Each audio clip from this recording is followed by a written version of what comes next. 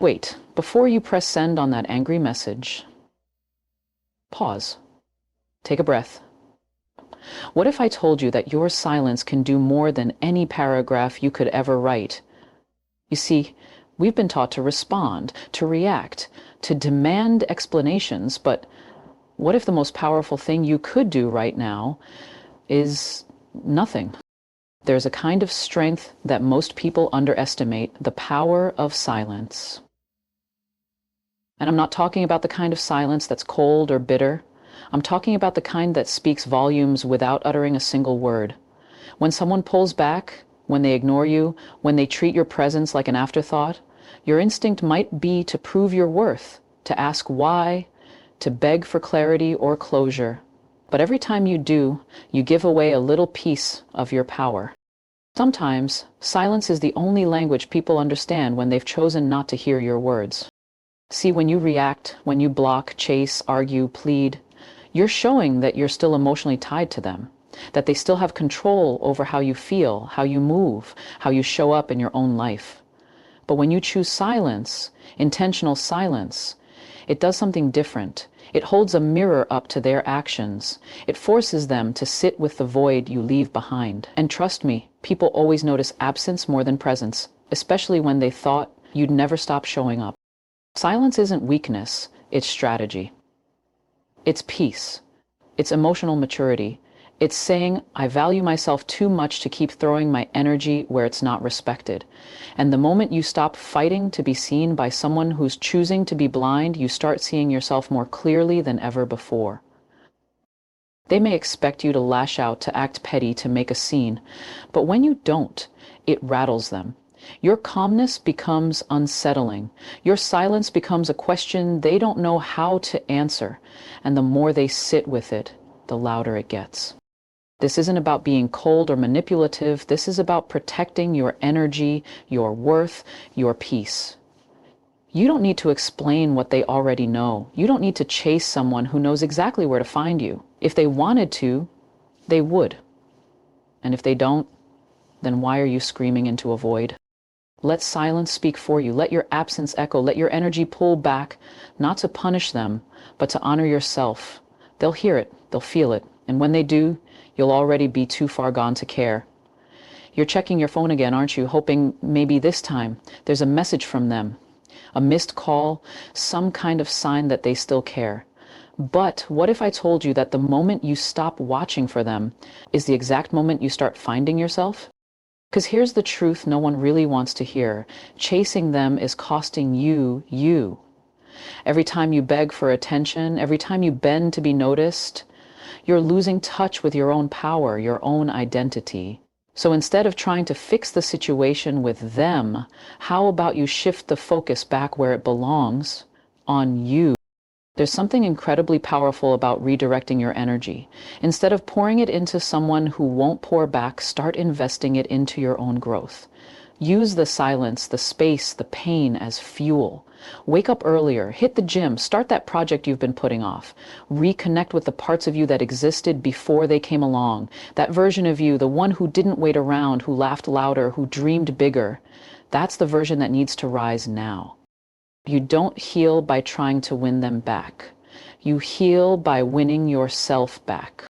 The truth is, they're watching. Maybe not through texts, maybe not through likes, but they notice. They feel the shift when you stop orbiting their world. They sense when your energy is no longer wrapped around them. But by then, you're already moving differently. You're glowing differently. You're no longer acting from a place of needing them. You're flowing from a place of knowing you. And don't misunderstand, it's not about pretending to be okay. It's about doing the real work to be okay. That work is uncomfortable, it's lonely, it's slow, but it's also the only way forward. You get to decide, do you want temporary attention from them or permanent peace within yourself? They may have pulled back, they may have gone silent, but that doesn't mean you have to fall apart. You don't have to block them, you don't have to beg. You just need to come home to yourself, to remember who you are when no one is watching, and rebuild from there. Let them sit in their indecision. Let them wonder. You've got healing to do, growth to chase, standards to raise. Because one day they'll look back and realize what they lost, but by then you'll be too far ahead to even look over your shoulder. You ever notice how the loudest people often have the least control, the ones constantly posting, constantly proving, constantly performing? It's like they need the world to validate their value. But true presence, the kind that turns heads without saying a word, that comes from stillness, from confidence, from self-respect. You don't need to make a scene to make a statement. Sometimes the most powerful energy is the one that doesn't beg for attention. It simply exists fully and unapologetically. So when someone pulls away, when they stop texting, when they go quiet on you, don't rush to fill the silence. Don't try to get their attention with stories, statuses, or desperation disguised as just checking in. That's not power, that's reaction. And every time you react that way, you confirm to them that they still control the emotional strings.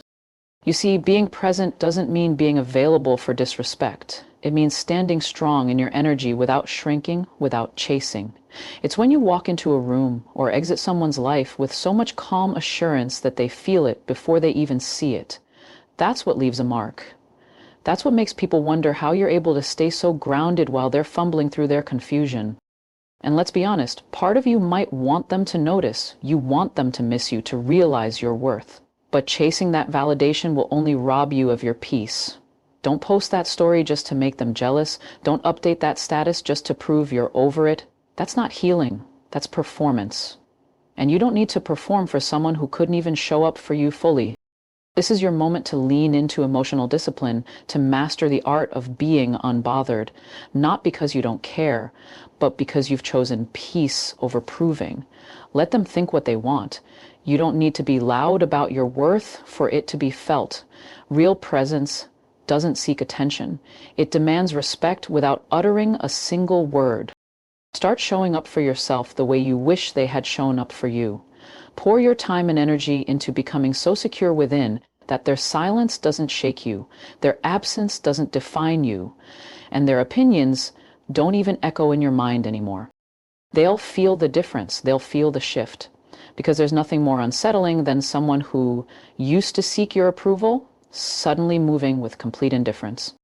Be the calm in the chaos, be the peace they weren't expecting, and when they finally turn to look back, let them find a version of you that no longer needs to be seen.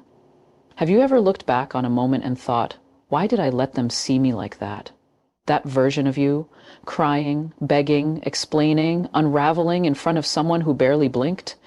We've all been there. But what if I told you that your power lies not in how loudly you express your emotions, but in how well you control them? There's something undeniably magnetic about emotional control. It's not about pretending you don't care.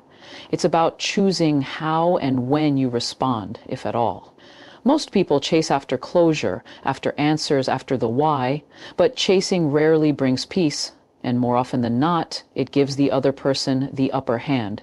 They see that they still have an effect on you, that you're still emotionally available to their inconsistency, their silence, their games. But when you stop reacting, when you pull back with grace, not anger, it shifts the entire dynamic. See, begging isn't strength. It's fear disguised as love. It's a desperate attempt to hold on to someone who already let go. And blocking? That's just emotional reactivity wearing a mask.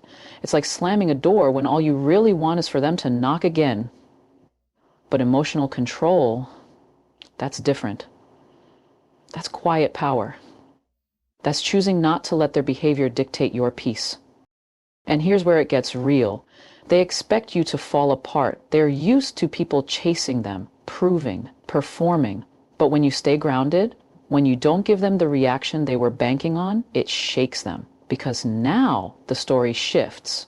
Now they're wondering, why isn't she fighting for me? Why isn't he calling anymore? Why do I suddenly feel like the one being left behind? That's what emotional control does. It turns the mirror around. It holds people accountable for their own behavior because you're no longer absorbing their chaos or responding to their silence. You're simply choosing peace over panic, strength over scrambling, dignity over desperation.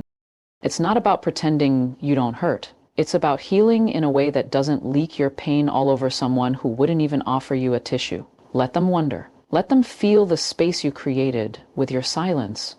And while they sit there trying to figure out why you're no longer chasing, you'll be too busy rebuilding, too focused on becoming the version of yourself that doesn't need to beg for love they should have freely given.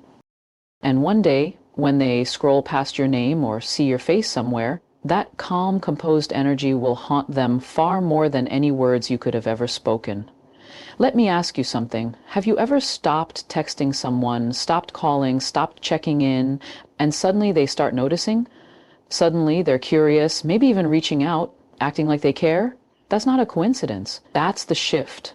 That's the exact moment they start realizing your silence speaks louder than any message you've ever sent.